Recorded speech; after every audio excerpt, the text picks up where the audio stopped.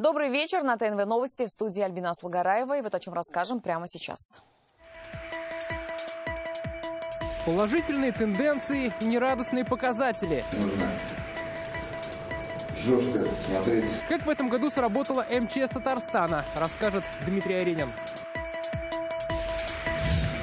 Горячая еда, одежда, ночлег. Пришел везде, живем нормально, кормит все. Мясное, все нормально, все путем. Чай, май, там не только мы, но и еще старики, старушки, там все остальные.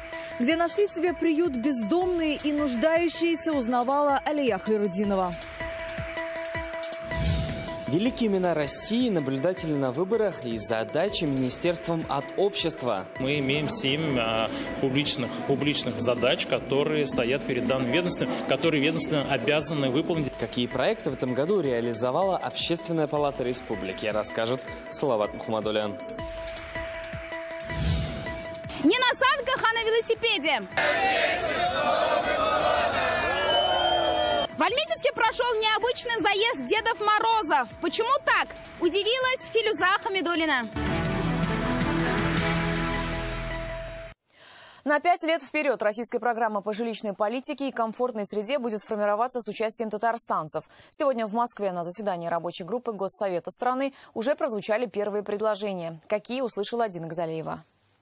Работа по национальным проектам по поручению Владимира Путина будет создано 16 рабочих групп, в которые войдут губернаторы, эксперты, отраслевые министры. Сегодня первая такая федеральная рабочая группа заседала в Москве под председательством Рустама Минниханова. Именно этому органу предстоит решать, какие шаги будут предприниматься по развитию жилищной политики в стране и комфортной городской среды до 2024 года.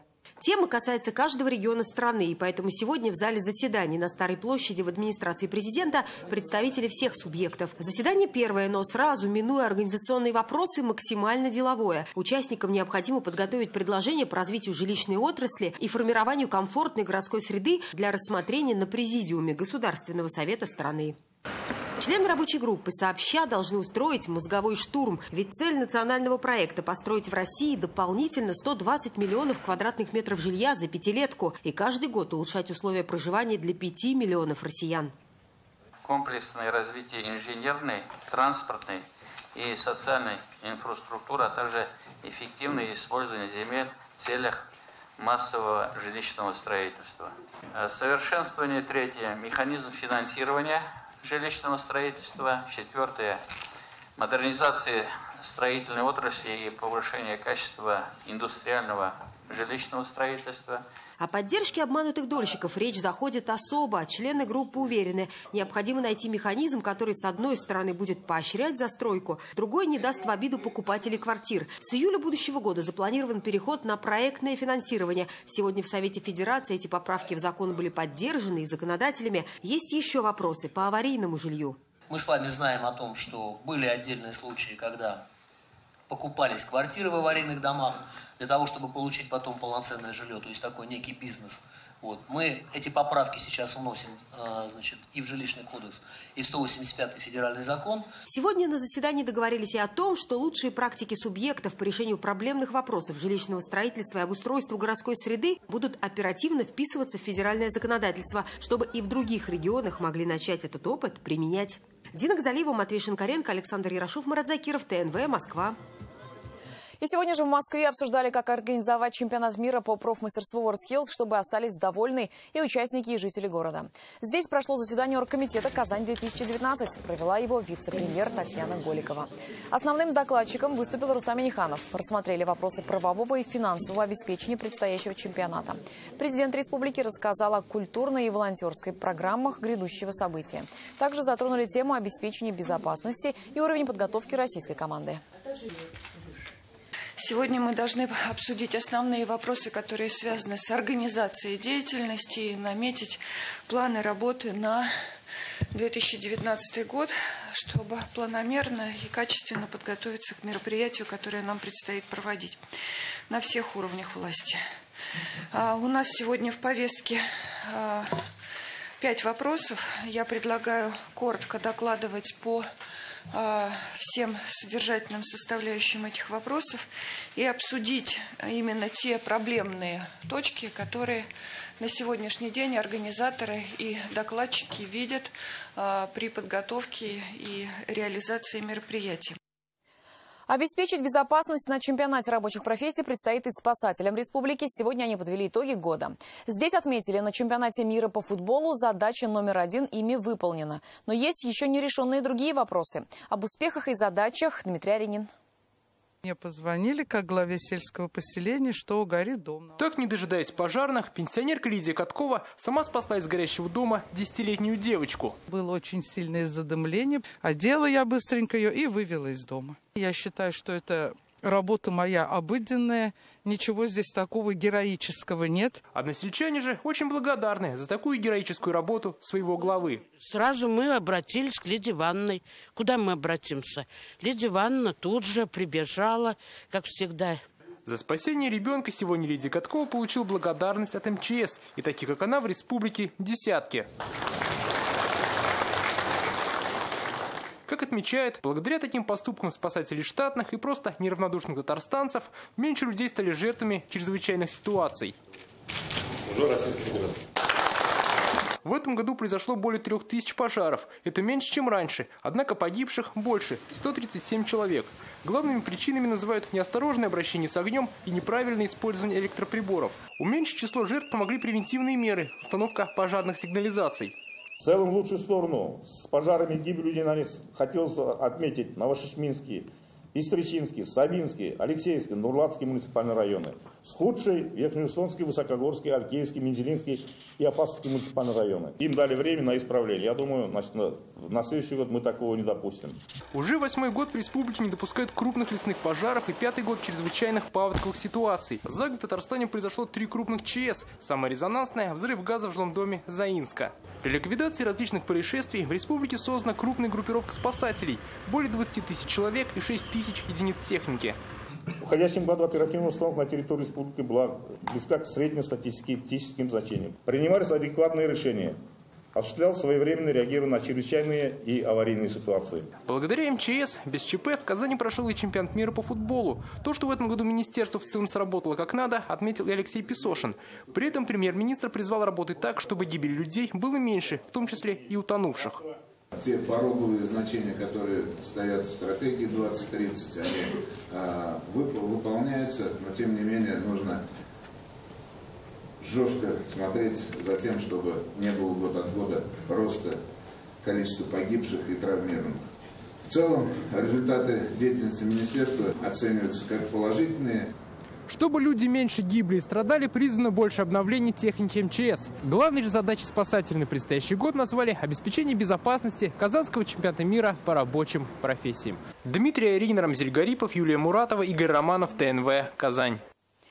Как чувствуют себя татарстанцы, изучили социологи. Сегодня на заседании экспертного совета при КФУ представили данные новых исследований, как в последнем квартале население реагировало на те или иные события. Так, без малого 80% опрошенных довольны положением дел в республике. При этом наблюдается снижение рейтинга Владимира Путина и правительства страны. Как это объясняют специалисты, об этом далее. Буквально из печки, это последние дни декабря. Это самые последние данные от ученых. Главное, что отметили к финишу этого года, почти 80% опрошенных довольны положением дел в республике. Традиционно население волнует вопрос роста тарифов, цены на продукты и состояние дорог. Немножко уменьшилось число оптимистов, немножко увеличилось число пессимистов, но особо это не повлияло на какие-то региональные настроения. Люди, в общем-то, надеются на стабильность. Новая тенденция, ее раньше не наблюдали, снижение рейтинга главы государства и снижение уровня доверия к правительству страны и к партии «Единая Россия». Рейтинг президента где-то порядка 20% потерял, причем особенно потерял в третьем квартале, и это связано именно с пенсионной реформой. Здесь, в общем-то, гадать нечего. Это порядка 80%, сейчас порядка 60%.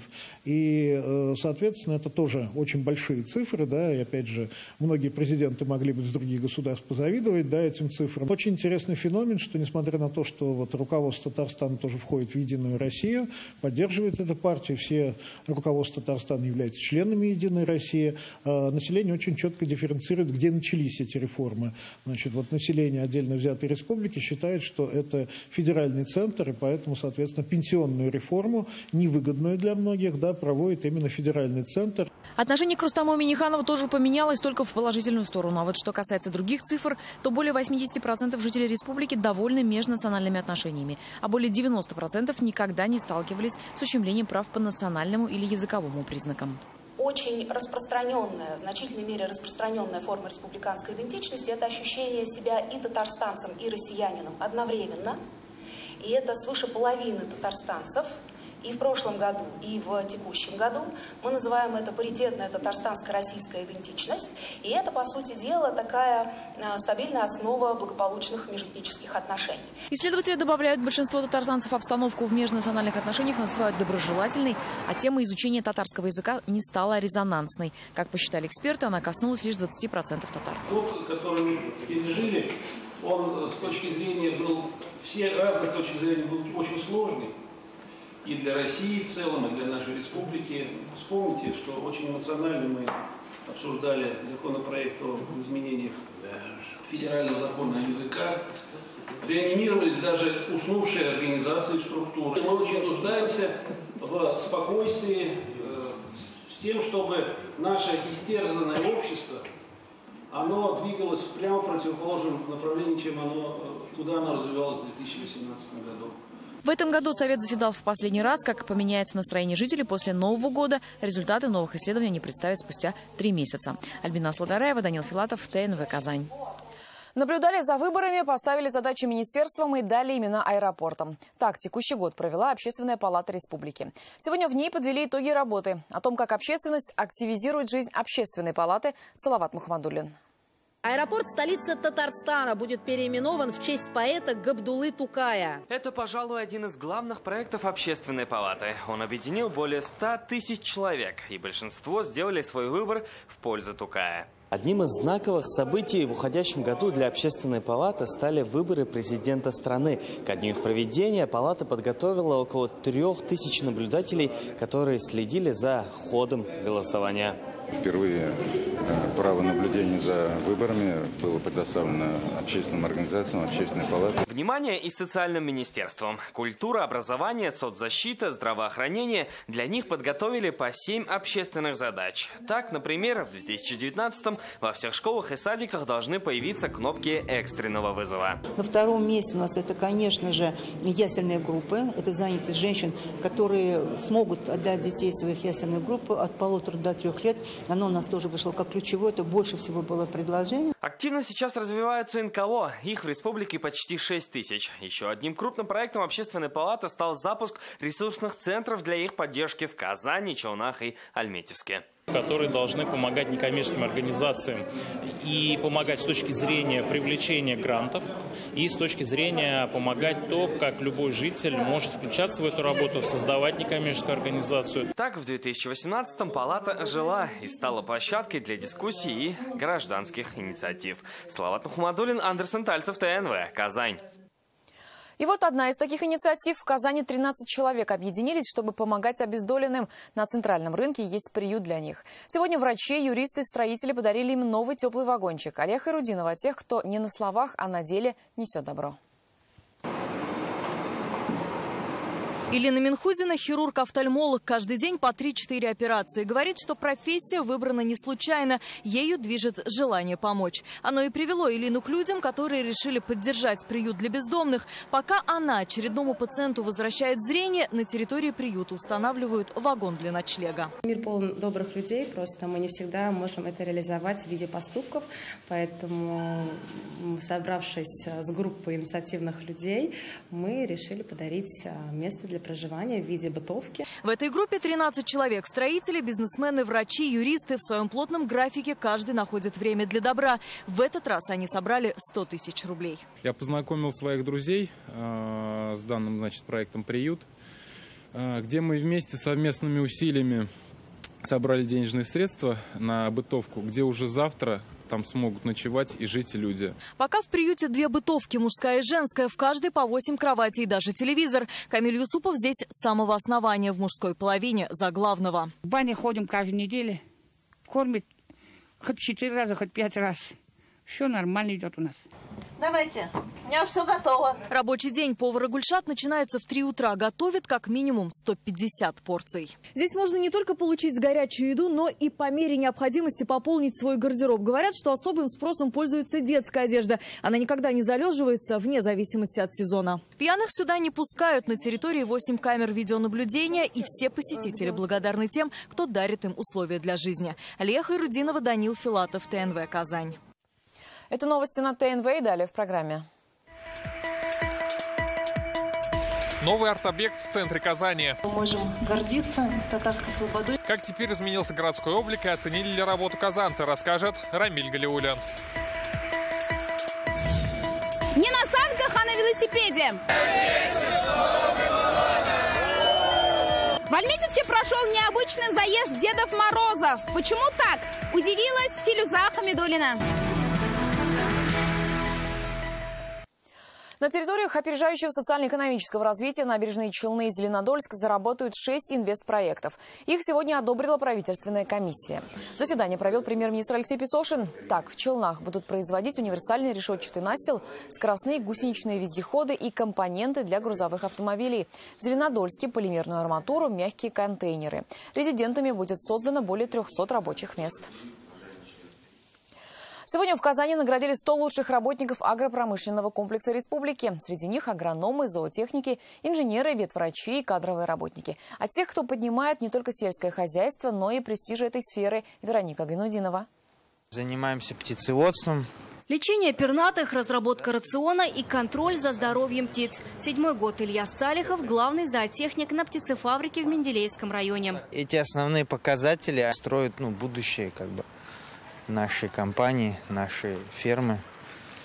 И, естественно, если недовес и больная птица никому не нужна, поэтому это очень, я бы сказал, важная профессия. Салихов Илья Маратович, Менделеевский район. Представители таких профессий сегодня на одной сцене. Илья Салихов сегодня стал лучшим зоотехником республики. А еще агрономы, инженеры, ветврачи и даже бухгалтеры. Всего 10 номинаций. Главное требование – профессиональное образование и стаж работы по специальности больше 3 лет. 18 лет работаю главным инженером. В основном занимаемся за вовремя исправность техники, тракторов, автомобилей. Дает стимул в дальнейшей работе. И мы, я думаю, на следующие годы будем работать еще лучше, чтобы оправдать это высокое доверие. 4 миллиона тонн зерна, рост животноводства, производство молока. Без их труда сложно достигнуть больших результатов, звучит с трибуны. Многие очень дорожат этими дипломами, этими, пусть небольшими, скажем, вознаграждениями. Это в какой-то степени с нашей стороны дополнительный стимул престижа наших специалистов, от которых очень много зависит в сельском хозяйстве. Победителей ровно 100. Их даже прозвали «Золотой сотней агропрома республики». Каждый из них за свой вклад в развитие сельского хозяйства получил грант – 100 тысяч рублей. Вероника Гайнудинова, Игорь Романов, ТНВ, Казань. 4 дня до финала подписной кампании благотворительная подписка сегодня представители масс-медиа пошли в больницы. Так, в РКБ прошел день благотворительной подписки. Подписаться пациенты могли на 12 газет и журналов на русском и татарском языках. Врачи РКБ оформили подарочную подписку ветеранам своей клиники. Вот сына подписал на журнал «Салават Купере». Очень любит читать этот журнал. Мы с отделением решили оформить подписку на «Казанские ведомости». Очень много полезных советов. Естественно, я был удивлен, потому что там ребята пришли с палаты и рассказали об этом. Это же удобно. В столице сегодня прорубили окно в Казань. Новый 2-метровый арт-объект появился в Старо-Татарской Слободе. По словам создателей, он должен стать еще одной изюминкой для привлечения туристов. Кто заглянул в окно сегодня? Рамиль Галиуллин.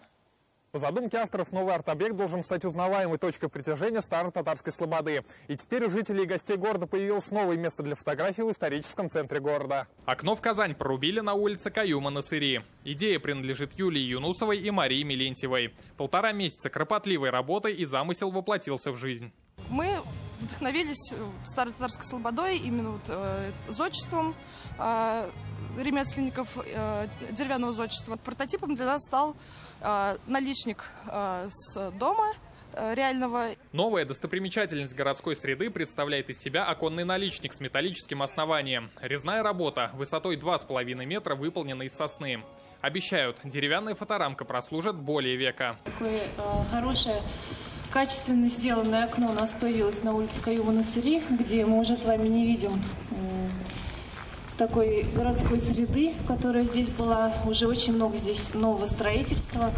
Хорошо, что здесь сохранились памятники архитектуры, и мы можем гордиться татарской слободой как сердцем города. 320 тысяч стоимость данного проекта. Был организован конкурс через Главное инвестиционно-строительное управление Республики Татарстан. Заявилась 2 компании. Выиграла компанию «Романче», которая за эти 320 тысяч смогла сделать вот такой замечательный объект.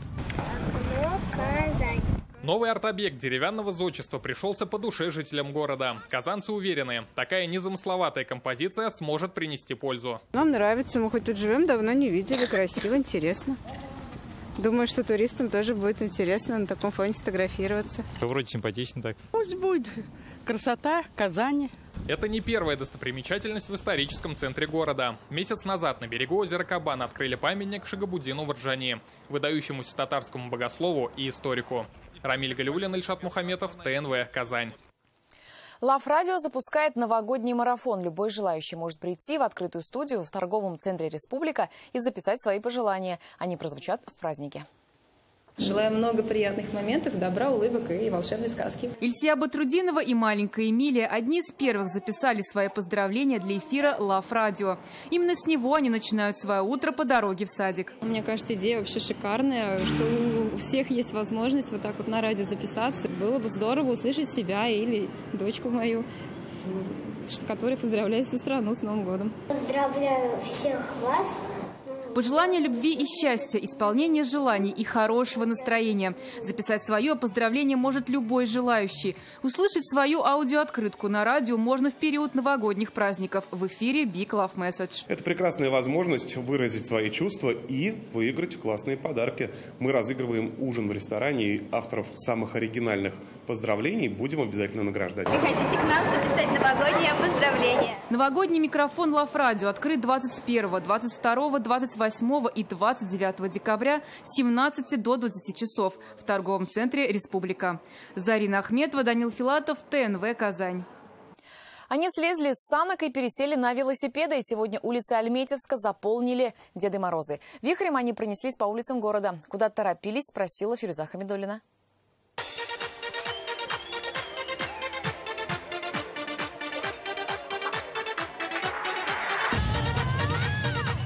На велосипеде этот Дед Мороз 12 лет. Как только узнал, что в Альметьевске зимний заезд своих коллег, приехал из Устюга. Мне это очень нравится. Я вот велосипед свой привез, настроил, все. И будем людям дарить эмоции и радость. Рядом второй Дед Мороз. Он сегодня самый усатый. Каждый год подарки детям развозят на велосипеде. Создаем настроение и себе, и, получается, народу. Не зря они сегодня в Альметьевске. Кто на оленях, кто на самолете или пешком. В городе всем пришлось пересесть на велики. Ведь здесь это самый удобный вид транспорта. Да и по протяженности велодорожек Альметьевск на 3-м месте в России. Уже 3-й год у нас проходит велозаезд Деда Морозов. Это в преддверии именно новогодних праздников, новогодних каникул для создания прекрасного настроения жителям нашего города. На старте 3 десятка Дедов Морозов. Впереди десятки километров пути. Мы здесь с друзьями гуляли и увидели, как Дед Морозы едут на велосипедах. Как-то удивились малёх.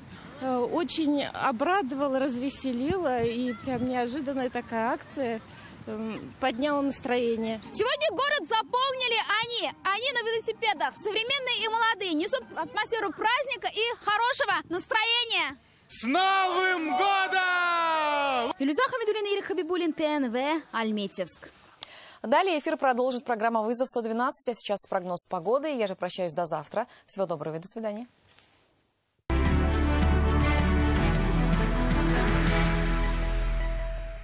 Волейболисты «Зенита» без труда обыграли бельгийский КНАК в матче Лиги чемпионов. Учитывая все нюансы, наставники «Зенита» выставили смешанный состав. Хозяева пытались спасти игру, но действующие победители Лиги чемпионов не стали задерживать очередную победу. Точку в игре поставил Артем Вольвич 19-25.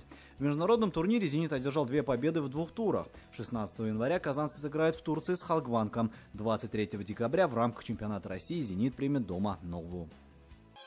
Олимпийская чемпионка Алина Загитова стала первой после исполнения короткой программы на чемпионате России по фигурному катанию, который проходит в Саранске. Спортсменка набрала за свой прокат 80,62 балла. На втором месте Александра Трусова, на третьем Алена Косторна и Станислава Константинова.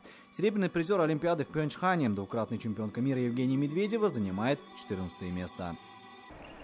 Банкиров, журналистов, заводчан и сотрудников фастфуда объединил спорт. В Казани завершился турнир по мини-футболу среди корпоративных команд республики. На закрытом манеже центрального стадиона прошел традиционный новогодний кубок бизнес-лиги. Золотой кубок достался команде «Вот такие окна», вторую строчку у завода «Костомону». В борьбе за серебряный трофей лучшими признали команду ВТБ. Алмаз Гафиятов, ТНВ, Казань.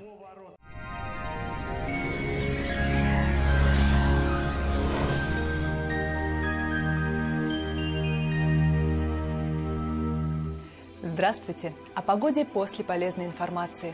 В Новый год с новым шкаф-купе. Успейте заказать шкаф-купе вашей мечты в Данил Мастер с новогодней скидкой 20%. Приходите, Казань, Восстание 23, звоните 2-167-166.